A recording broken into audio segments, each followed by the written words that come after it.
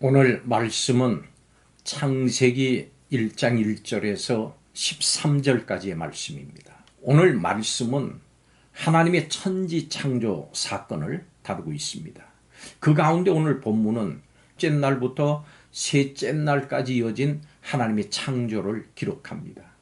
1절과 2절에서는 누가 천지를 창조했는지, 또 어떤 상황에서 창조했는지를 말합니다. 특히 여기에서는 역동적인 하나님의 영의 역사를 볼 수가 있습니다. 그리고 3절부터 5절까지는 하나님이 첫째 날 창조하신 것이 나타나 있습니다. 하나님께서는 첫째 날에 빛을 창조하셨습니다. 그리고 6절에서 8절에 보면 둘째 날 창조하신 것이 나타납니다. 하나님은 둘째 날 궁창, 곧 공간을 만드십니다. 그 기능은 물과 물 사이를 나누는 것이었습니다.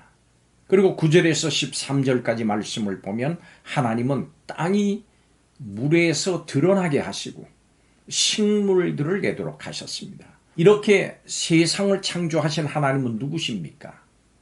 이 사건을 주도하고 주관하신 이분은 과연 누구실까요? 하나님이 어떤 분위기에 이토록 엄청난 일을 능력 있게 행하십니까? 여러분, 책의 첫 문장은 책 전체의 내용을 압축해서 보여주기 때문에 가장 중요합니다. 그렇다면 생명과 진리의 책인 성경의 첫 문장, 하나님이 천지를 창조하시니라. 이 말씀을 통해서 우리는 무엇을 깨닫게 됩니까? 함께 살펴보겠습니다. 첫째로 하나님은 온 세상의 창조주이십니다. 성경은 하나님께서 태초에 온 세상을 창조하셨다고 하는 것을 드러냅니다. 성경은 하나님이 어떤 분이고 무슨 일을 하셨는지를 알려주는 하늘에 계십니다. 성경은 하나님에 대해서 또 세상과 사람의 기원에 대해서 설득하거나 증명하기보다는 선포하면서 시작합니다. 이 말씀은 설명도 또 호소도 아닙니다. 우주의 창조, 이것은 팡파르와 함께 영혼의 길을 채우고 울리는 압도적인 선포입니다. 성경을 시작하는 이 선포는 즉각적으로 인간의 결단을 요구합니다. 목적과 질서의 세계 속에서 살 것인지, 아니면 우연과 혼돈의 세계 속에서 살 것인지.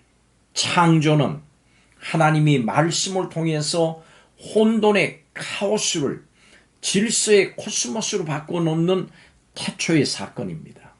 세계를 창조된 것으로 보는 것, 이것은 창조주의 존재와 권위를 인정하고 세계와 역사가 창조주의 목적 안에서 진행한다고 하는 것을 믿는 것을 의미합니다.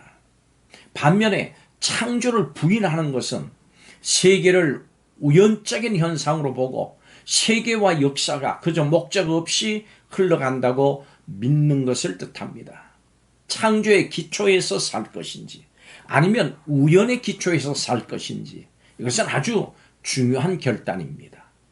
하나님께서는 혼돈과 공허로 가득한 세상에 질서를 세우시고 풍성한 생명을 채우심으로 창조하셨습니다.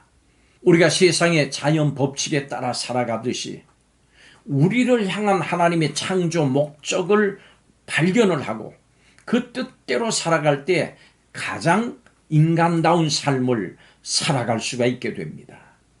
창조주 하나님을 인정하지 않는 것이 죄의 핵심이고 자신의 존재의 근원을 부정하는 겁니다. 창조주 하나님 안에서 인생의 참된 의미를 찾으십시오. 창조주 하나님의 뜻대로 살아가는 것, 이것이 가장 복된 삶입니다. 모든 인간은 창조주 하나님께 철저하게 순종하면서 살아가야 합니다. 창조주 하나님을 믿음으로 아름다운 삶으로 돌아가는 회복의 은혜를 누릴 수가 있습니다. 두 번째로, 하나님은 말씀으로 창조하시는 생명의 빛이십니다. 하나님 말씀으로 온 세상을 창조하셨습니다. 하나님이 말씀하시면 모든 것이 그대로 다 창조됐습니다. 하나님은 먼저 빛을 창조하셔서 세상의 모든 어두움을 물리치셨습니다.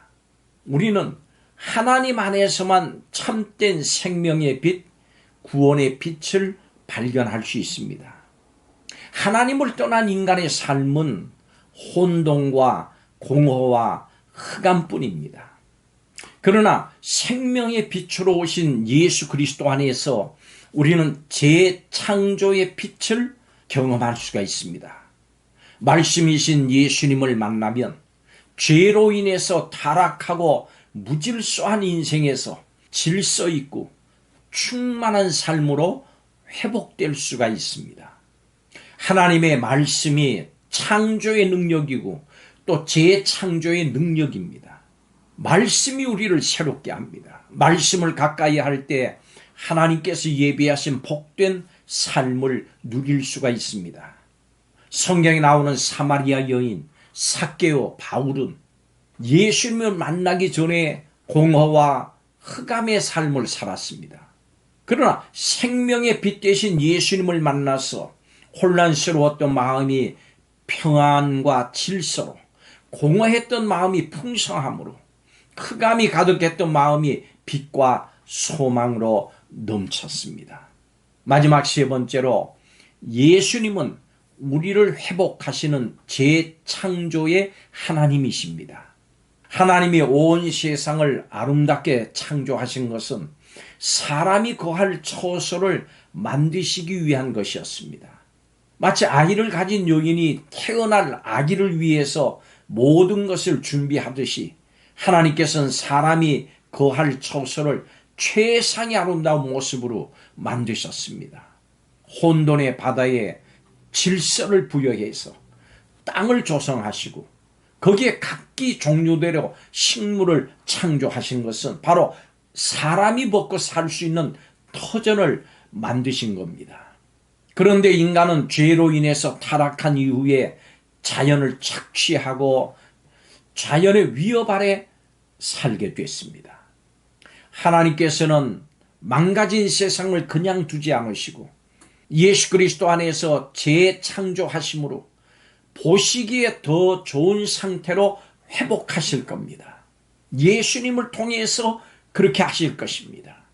예수 그리스도 안에서 영혼의 구원뿐만이 아니고 창조의 아름다움을 회복하고 자연과 사람 간의 풍성한 교제와 충만한 삶을 누리며 살아갈 수 있습니다. 하나님의 선하신 창조의 능력을 믿고 모든 것을 하나님께 맡길 때 다시 회복시키시는 이 하나님의 은혜를 경험할 수 있습니다. 창조주 하나님을 믿으십시오. 하나님께 모든 것을 맡기십시오.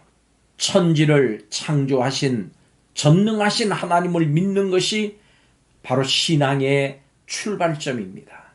창조주 하나님 안에서 창조의 목적을 발견하고 그 목적대로 살아가는 성도들이 되시기를 주님의 이름으로 축원합니다.